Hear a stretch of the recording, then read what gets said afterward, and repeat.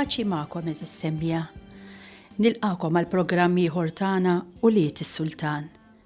Fl-isem tal-Missier, tal-Iben, tal-Ispiritu Santu. Amen. Ir-riflessjoni tagħna tal-lum semmejta ma niqafx fuq il-qoxra ta' barra.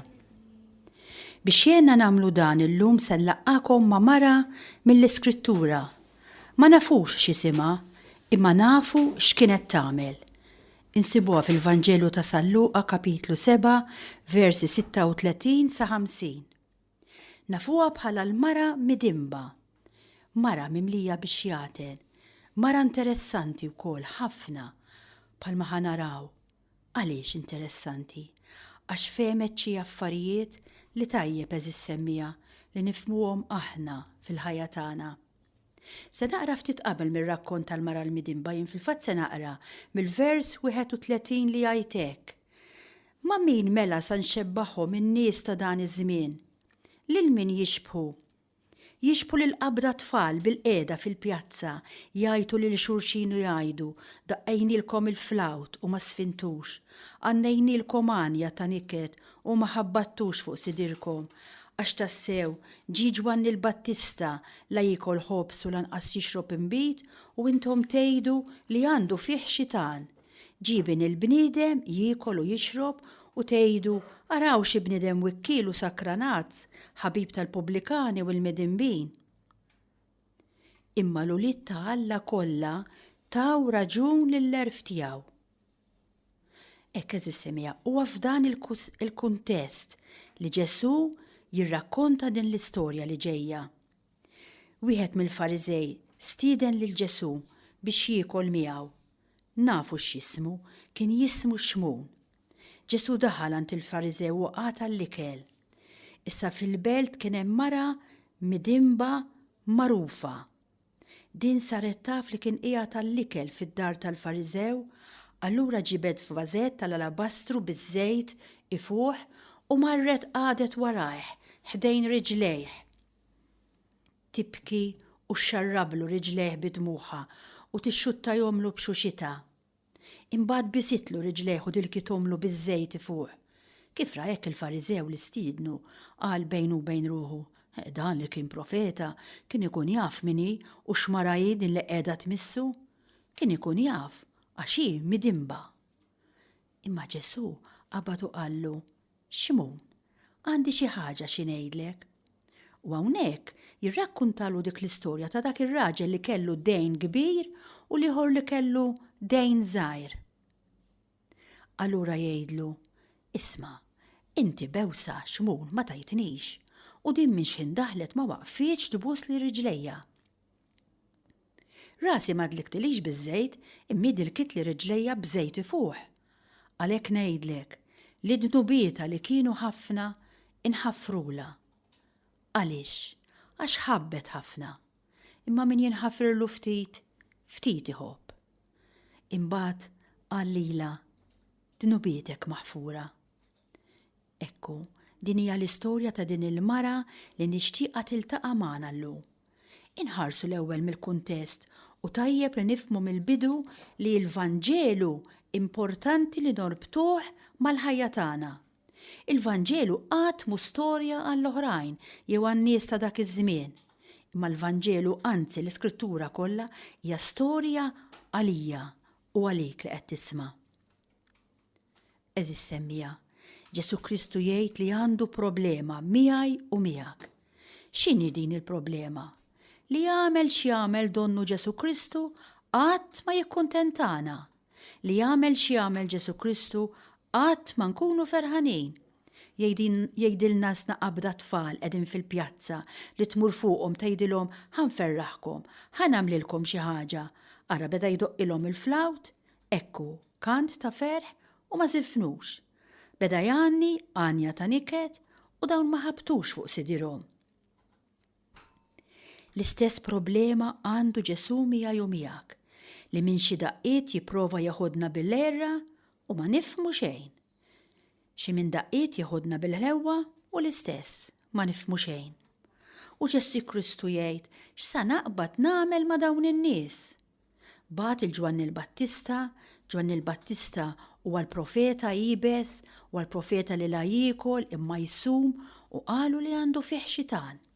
Jiġi Ġesu Kristu, importanti kif jiddefinixxi lilu nnifsu Ġesu Kristu, jiekol, jixrob bniedem wikkiel, bniedem sakranat, ħabib tal-pubblikani u tal-mitimbin. U Ġesu Kristu jgħid, għaliex jien għandi din il-problema biex nidħol fil-ħajja tal-bnedmin? Għaliex Ġesu Kristu ma jikkuntentanix? Importanti li nsaqsu lilna nfusna d-domanda. Ma jikkuntentanix, ngħidilkom għaliex. Għax l-expectations tiegħu u l-expectations tagħna ma jaqblux. Għax hu jrid jaddini minn dik it-triq u jien ngħidlu le minn din it-triq. Allura dan qiegħed ifixkel lill-Alla minn dak illi huwa jrid jagħtini.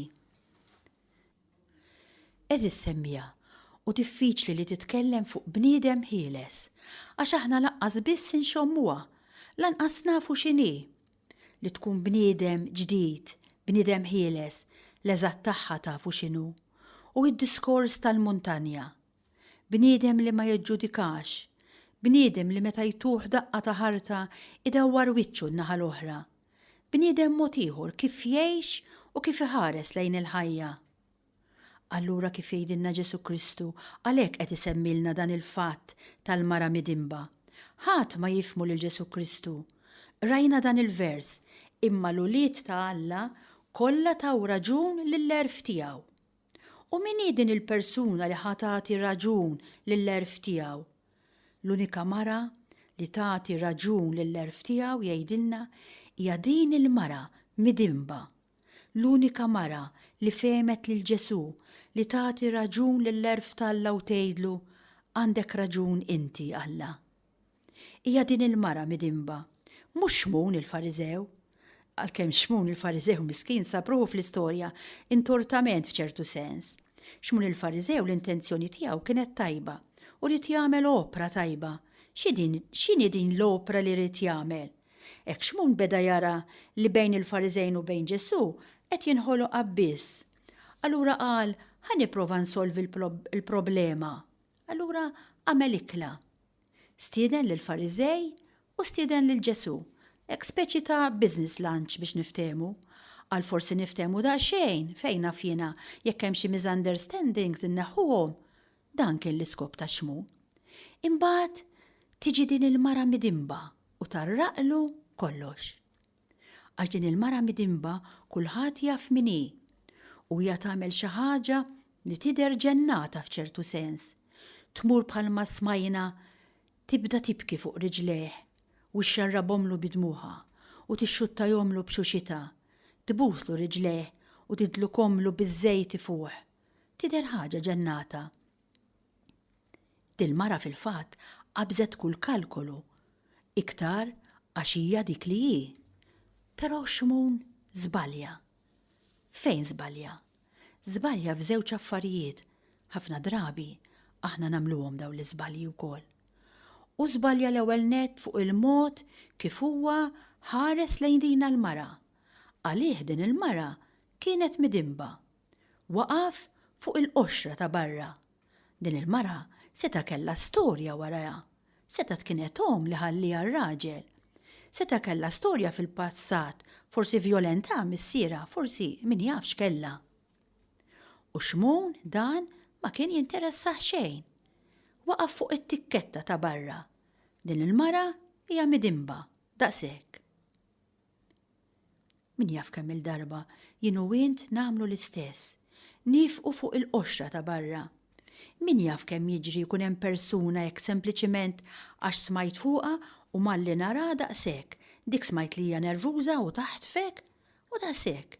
Jiena nżomma bħala mara nervuża u taħtfek. Hija ħasra li aħna nifqu fuq il-qoxra ta' barra. Aħna assolutament ma nkunx nafu minn xi xaddej il-bniedem.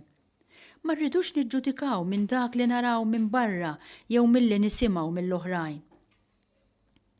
Kemm ħafna drabi jien nagħmel bħal Xmun u nħares biss lejn il-qoxra ta' barra u ma narax xemm fil-ġewwieni tal-bniedem. U billi ma narax il-feriti profondi li hemm ġewwa fih, allura faċli niġġudika, faċli nagħtih it-tikketta, faċli nikkritikah u daqshekk. Ekku, dan hu l-iżbal ta' Xmun.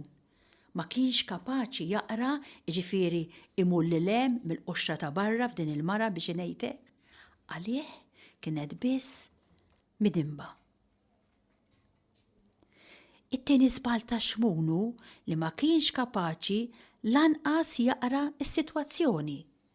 Ma kienx kapaċi jaqra x'qiegħed jiġri.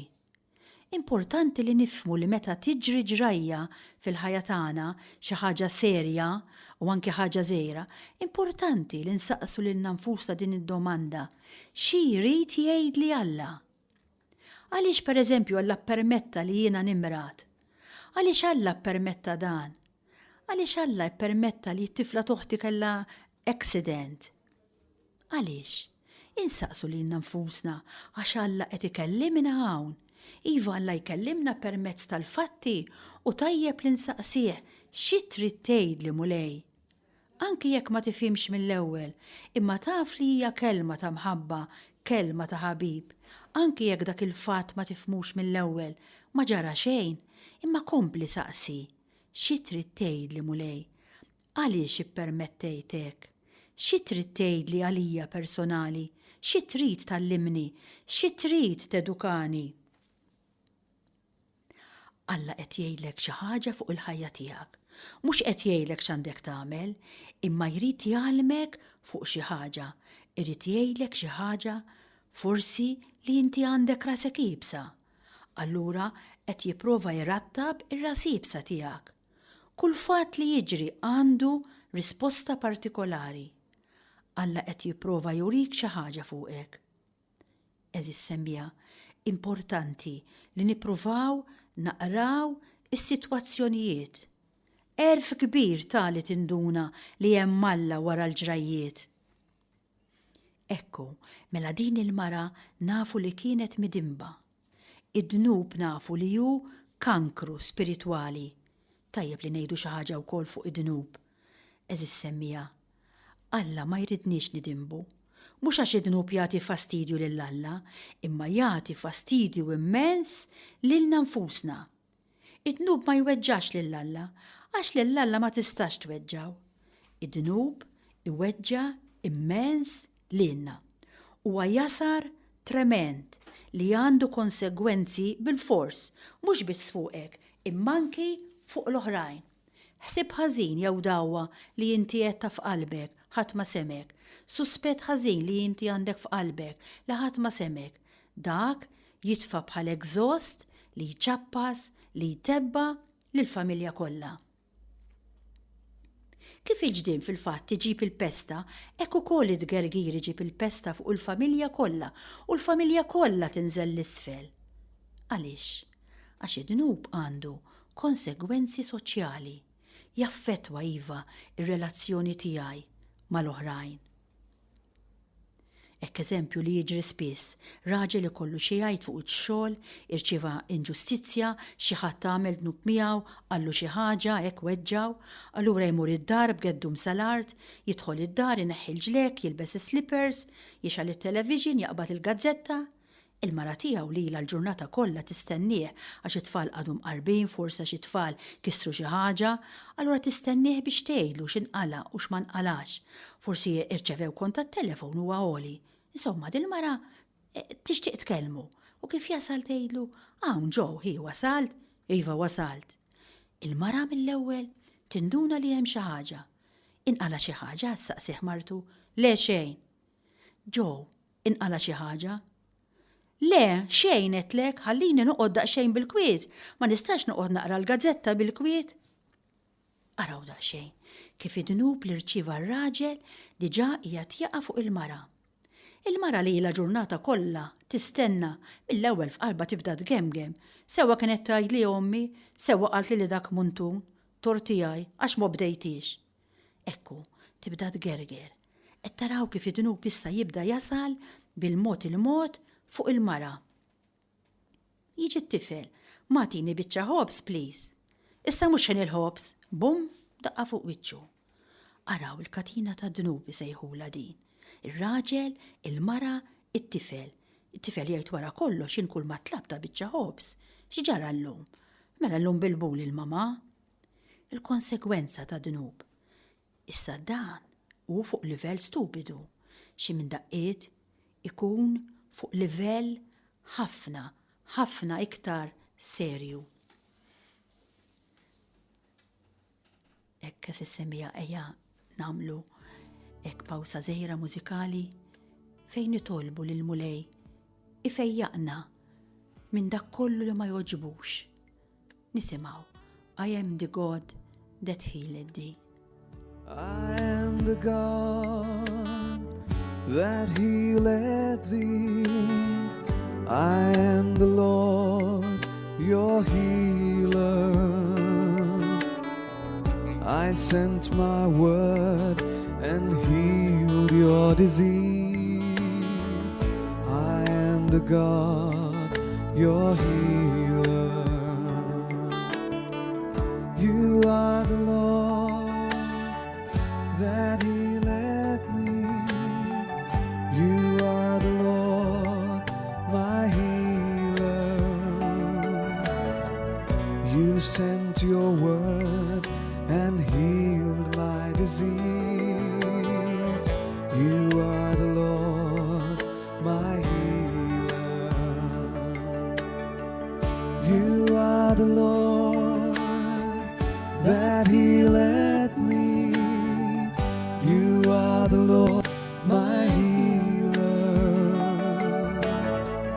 You sent your word and healed my disease.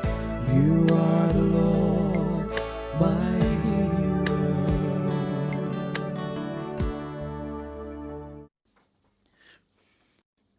Eżis semmija. Bella l-mara li qed niltaqgħu magħha llum kienet mara midimba. Ekku, kienet il-sira. U ħafna minna nippreferu din is-sitwazzjoni ta' jasar. Għaliex wieħed jidra wkoll id-dnub li jitfak fil-jasar sfortunatament. Ix-xitan jgħidlek xi trid? Trid is-suċċess? Trid il-komprensjoni, appoġġ, tifħir, stima, imħabba? Trid rikonoxxament? Dan kollu nagħtihulek jgħidlek ix-xitan, basta inti tadurani. Ħafna drabi aħna għas-suċċess, għall-istima, għall-affett, għall-rikonoxximent, aħna lesti li mmorru l-bot anke jekk hemm bżonn noqogħdu għarkubtejna quddiem ix-xitan. Din il-mara kienet midimba mela, ħaġa serja, però kellha vantaġġ li mhux dejjem ikollna aħna, li kienet midimba magħrufa. Jiġifieri li hija kienet taf li hija midimba. Il-problema hi li ħafna drabi id-dnub tagħna huwa motti. U sakemm ikun motti mill-oħrajn fiha u ma fihiex, l-ar ħaġa meta jkun motti minna nfusna li aħna ma nindunawx bid-dnub tagħna. Għax jekk ma tindunax li inti marida qatt mu sejra lejn it-tabib. Jekk inti tinduna mill-bidu mill-marda tiegħek mhix problema, tmur għand it-tabib u malajr ikollok il-fejqan. U l-istess id-dnub importanti li tarfu u ssejjaħlu bismu, għax malli tarfu u sejjaħlu bismu jitlef il-qawwa tiegħu. Malli tarafu tgħid veru jiena egoista, ix-xitan jitlef ħafna mill-qawwa tiegħu. Jekk tarafu tgħid jiena bniedma superva, jiena bniedma violenti, veru ta' jiena mara li nirrabja. Malli semmi dnub bismu kif edna ix-xitan jitlef il-qawwa tiegħu. Iva semmija l-iktar ħaġa tqila li Alla għandu magħna hi li jarrafna bid-dnub tagħna. Fil-ħajja spiritwali l-iktar fażi tqila hija dik tal-bidu li tista' ddum is-snin għal ħafna minna. Mhux għax aħna ħżiena imma nibżgħu narfu id-dnub tagħna, allura ħajjitna kollha issir diviża. Alla jipprova jurina d-dnub tagħna u għana ngħidulu u le minix daqshekk ħażina, ma nesseġerawx u le ġibx id-dinja fit-tarf, insomma mhux għax jien nervuża, għax tela li ftit għax kelli uġieħ ta' ras. U Alla jgħidli u le inti nervuża veru. u insomma jgħidli int superva u jien ngħidlu superva, insomma superva, mhux kulħadd huwa superv u sakemm ngħidha jien li jien superva ma jimpurtax immara tgħidili int li jiena superva għax niġġieldu. Importanti eżis semmija li ma niġġustifikawx lilna nfusna. Ma naħsibniex li jiena tajba u ma għandi xejn ħażin u hekk il-ħin kollu niġġustifika lil innifsi. Ma niċħdux id-dnubiet u l-iżbalji tagħna għax dan huwa sinjal ħażin ħafna. Għax l-ikbar handicap fil-konverżjoni tafu x'inhi li tiġġustifika lilek innifsek. Min-naħa l-oħra ma trix tiskoraġġixxi lilek innifsek meta tiskopri d-dnub tiegħek u taqa' fid-disperazzjoni. L-atteġġament nisrani hu li naraf li veru jien bniedem midneb imma inti tħobbni mulej. Huwa veru li jiena nagħmel id-dnubiet imma inti għall-midinbin ġejt mulej. Huwa veru li jiena marit imma inti mhux għall-morda ġejt Ġesu Kristu. Ekku, dan huwa l-atteġġjament tan-nisrani li jara fid-dnub tiegħu imma li jaraf ukoll li hemm tama fid-dnub tiegħu. Jaraf li hu midneb u jaraf li Ġesu Kristu iħobb il-midinbin. Din hija l-qalb ta' Alla. Il-qalb ta' Alla x'inhi? Il-qalb ta' Alla hija l-imħabba lejn il-midinbin. Il-qalb ta' Alla hija propju dak li jgħidilna Ġesu Kristu, jien lest li nħalli d-99 naġa sabiex immur infittex in-naġa il-mitlufa. Allura x'ferħu jekk jiena naraf li jiena in-naġa il-mitlufa. Eżis semmija, hemm żewġ affarijiet li huma importanti li nifhmuhom. Id-dnub tiegħi u l-imħabba ta' Alla. Hemm iktar ferħ fis-sema jgħidilna Ġesu Kristu. Allura id-dnub tiegħi importanti li jiena nafu u mhux naħbih. Importanti li jiena nkun midneb magħruf. Għaliex? Għaliex jekk jiena midneb magħruf li jiena sa niskopri l-imħabba ta' Alla. Infatti dina l-mara li kif għedna hija mara midimba u midimba magħrufa, hija mara li jarfet li dan id-dnub huwa parti mill-erf ta' Alla. Ħafna minnkom forsi sfortunatament qatt ma ħaffru lilhom infushom li dimbu li xi darba għamlu dnubiet kbar fejn fien xi ħaġa serja u erru diġà ġifieri talbu maħfra u rrekonċiljaw lilhom infushom, però psikoloġikament qatt ma ħaffru lilhom infushom. Id-dnub għandu skop. Għaliex għandu skop? Għax id-dnub iqedni f'posti, id-dnub iżomni żgħir. Huwa d-dnub li jġalni ngħada lill-oħrajn l-iktar ħaġa importanti fil-Kristjaneżmu eżis semmija tafu x'inhi? Mhux li ma tidnibx, l-iktar ħaġa importanti fil-ħajja hija il-modrija.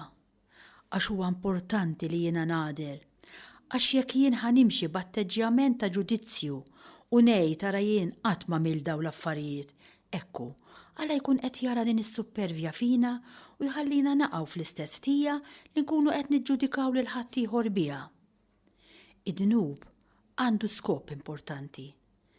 Nerġa' ngħid, iqiegħdna f'postna u jżommna żgħar.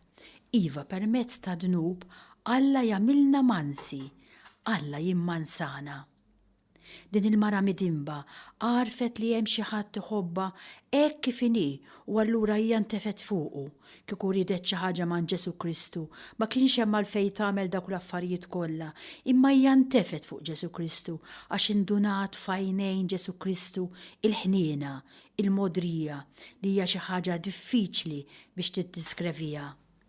Ekku, hija rad Ġesu Kristu l-imħabba. Dina l-mara allura tirriskja fuqu u tagħmel affarijiet tal-ġen biex ngħidu hekk, għax indunat minn hu. Iva, meta tiskopri l-imħabba, allura kollox jieħu sens.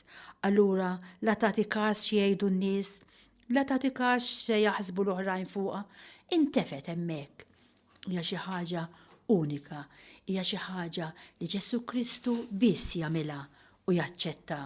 Għax Ġesu Kristu biss iħobbok hekk. L-oħrajn Iħobbuk sakemm u jekk, dejjem bil-kundizzjonijiet. L-oħrajn iħobbuk bażikament biss meta inti tagħmel it-tajjeb, meta inti tibnihom.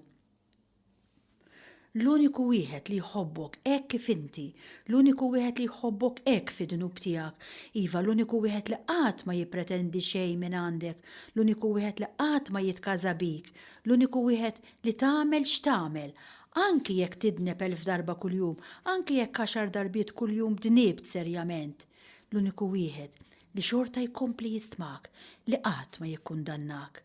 Dan huwa Ġesu Kristu, dan hu li skopriet din il-mara u għalhekk hija setet tintefa' fuqu. U jien eżis semmija, nistedinkom illum biex tintefgħu fuq dan Ġesu Kristu. Nistedinkom biex tħarsu ħafna lejn Ġesu Kristu. Hekk ipprofettaw u sibu ftit ħin biex tagħmlu dan. Għamlu bħal din il-mara, intefgħu hemmhekk f'saqajh u jibku, intefgħu hemmhekk f'saqajh u għajtu, ixxuttawlu saqajh, ħallu id-dmuħ joħroġ, tibżax, ikbi jekk għandek bżonn tibki, ejdulu Ġesu Kristu, ma jistax ikun inkompli hekk, hemm bżonn inti tagħmel xi ħaġa fil-ħajja tiegħi. Ejdulu Ġesu Kristu, inti tħobbni jew ma tħobbnix, int qiegħed hemm jew m'intix qiegħed hemm, inti tassew tħobbni u verament tixtieq lil ġid. Ekk qod hemmhekk, ħares leh. Għax jekk aħna nħarsu u nerġgħu inħarsu lejn Ġesu, bil-mod il-mod anki aħna insiru dak li lejh qed inħarsu. Insiru Ġesu Kristu. U allura mingħajr qatt mu se nindunaw nibdew ngħaddu mit-triq u n-nies jibdew iħarsu lejna għax jibdew jaraw lil Ġesu Kristu fina u dan ikun feħ tassew għalina u għal ta' madwarna. Wara kollox, hekk saret dik il-midimba u nawgura lilek u lili li nsiru l-istess. Nitlob lil Mulej jixħet il-barka tiegħu fuqkom, insellmilkom il-paċi magħkom.